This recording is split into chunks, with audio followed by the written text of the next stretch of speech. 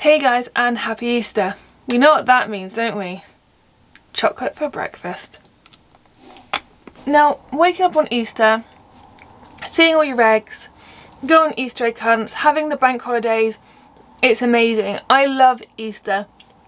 Also signifies the start of spring. Better weather, we're going towards summer, the day's going to be brighter. What's not to love? But there is a dark side to the Easter Bunny, and that's what we're going to talk about today. So Easter varies every year, changes from date to date, and there is actually a reason for that. So it's the first Sunday following the full moon after the March equinox.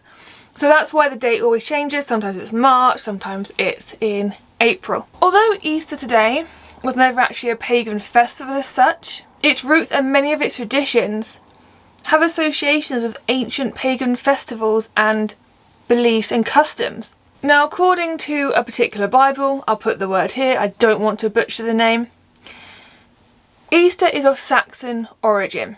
Astra, again, I'll put the name because I'm probably going to be butchering it.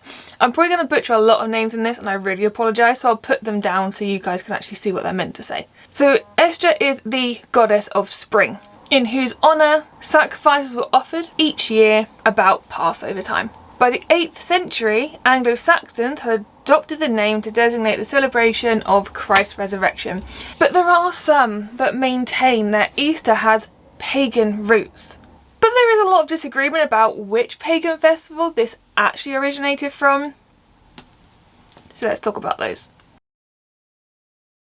Okay, so one theory is that the Easter story of crucifixion and resurrection is symbolic of rebirth and renewal, and retells the cycle of the seasons, the death and return of the sun. I can see that, to be fair, I can see that.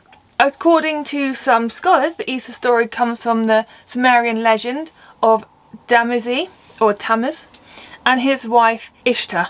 And this is a myth called the descendant of Eanna, and it has been found to be inscribed on clay tablets dating back to 2100 BC. So the story is, when Tammuz dies, Ishtar is grief-stricken and follows him to the underworld.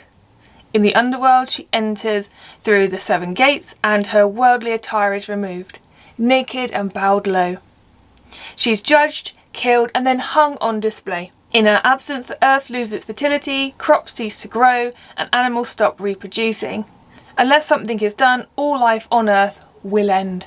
The Sumerian goddess is known outside of Mesopotamia by her Babylonian name Ishtar. In ancient Canaan, Ishtar is known as Astarte, and her counterparts in the Greek and Roman are known as Aphrodite and Venus. So that kind of gives us an idea of who this figure is in different times, what we would have called her then, what she was called. In the 4th century, Christians identified in Jerusalem the exact site where the tomb of Jesus Christ would have been.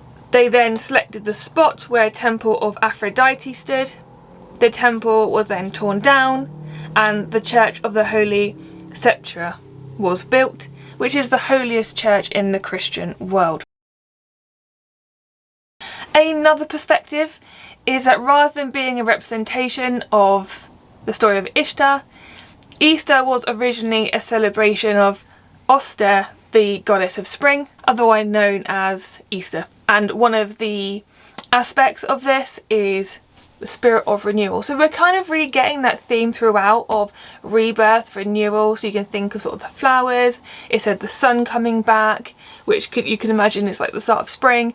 So all of these do have a very similar underlying tone of life anew, I guess. Just some are in crucifixion, some are in the underworld, just very dark versions of this. Celebrated at spring equinox on March 21st, Ostra marks a day when light is equal to darkness. I will put a little graph here for you guys to see exactly what it looks like on the different equinoxes. I found this really interesting. I didn't really know what it was before I started researching this.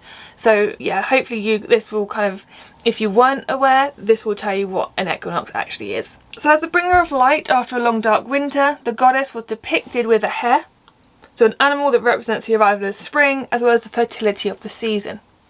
A lot of people and a lot of analysis of the word Easter agree it was named after Oster, so an ancient word meaning spring, Though many European languages use one form or another for the name of Easter, so Pascha, which is from the Hebrew, meaning Passover.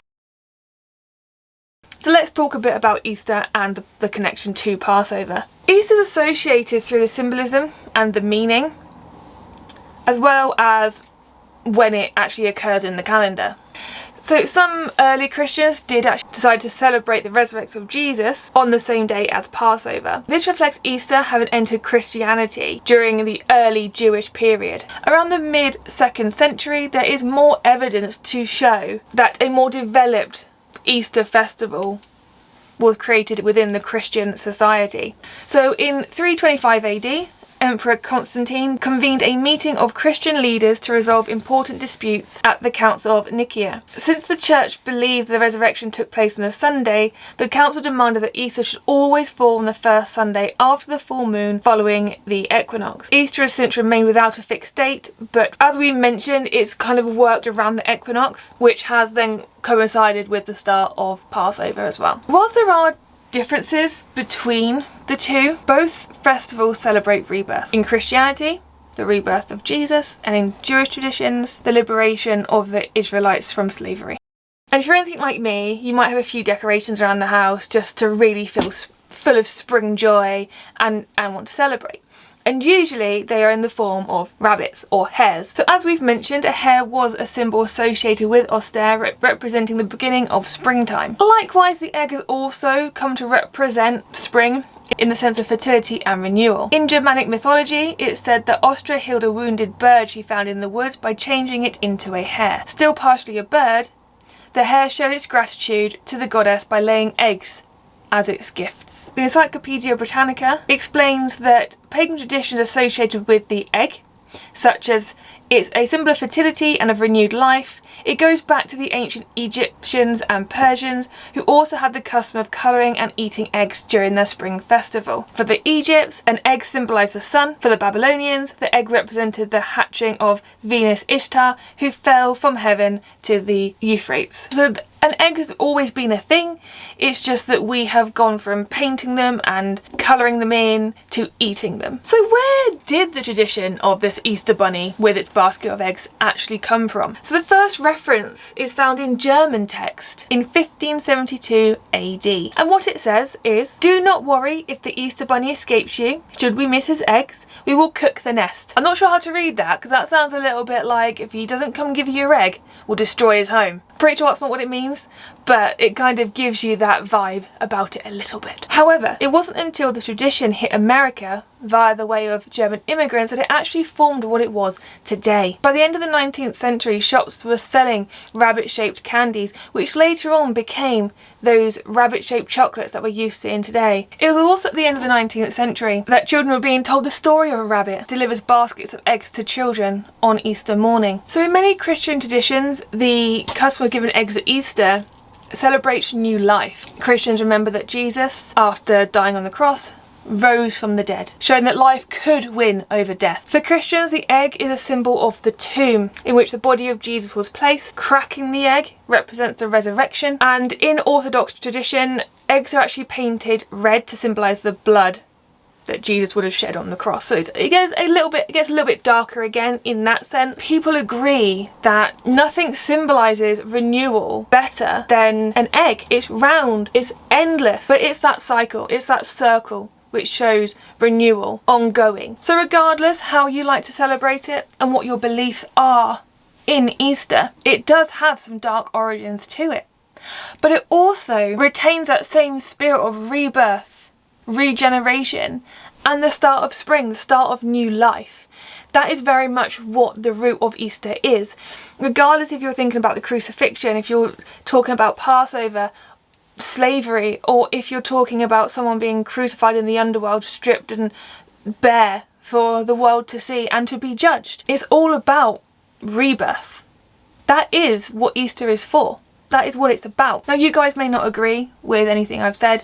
A lot of this is, as I've mentioned, a lot of it's theories. There is some evidence around scripture that has been found in clay tablets and things like that, but I'm not a religious person, guys. I'll be honest, I'm not. I do celebrate Christian festivals. I'm a hypocrite, fine.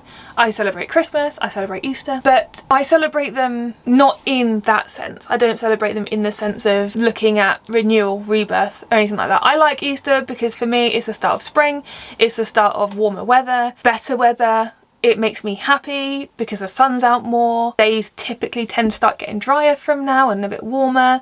And I like chocolate. I mean, you know. But that, guys, is everything I really had to say in today's video. It's going to be quite a short one. There's not much history to Easter in the darkness of it, like the Christmas one. There was lots of mythical creatures we could explore. But that, guys, is the dark side to Easter. I hope you have an amazing Easter. You celebrate exactly how you want to celebrate. You get chocolate if you want chocolate, and enjoy your time off if you get some. You guys take care, and we'll see you in the next one.